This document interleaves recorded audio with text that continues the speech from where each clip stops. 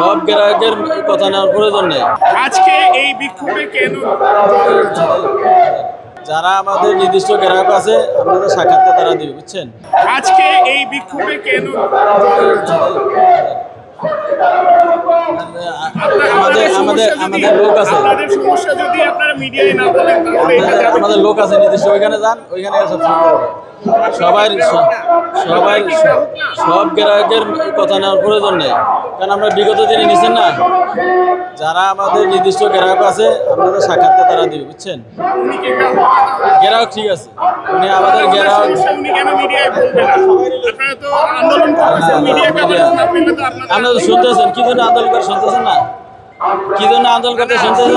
কিন্তু আপনাদের সমস্যা আপনারা তো দেখতেছেন। আপনাদের সমস্যা স্পেসিফিক ভাবে যদি না যায়, মিডিয়ার সামনে না আসে, তাহলে তো আপনাদের এই ওই যে মিডিয়ার সামনে বলতেছে না, ওই যে মাইক দিয়ে বলতে সমস্যা এটা না, তো সবার জন্য বলতে গ্রাহক সমস্যা, টাকা সমস্যা, এসালাম যে সত্যি দীর্ঘ ভাই। আমি জিজ্ঞেস করছি কেন আন্দোলনে এসেছেন? আরে ভাই শোনেন, আরো ওদিকে উনি আমাকে বলে যে ইন্টারভিউ দেওয়া যাবে, বলেন এটা কেন?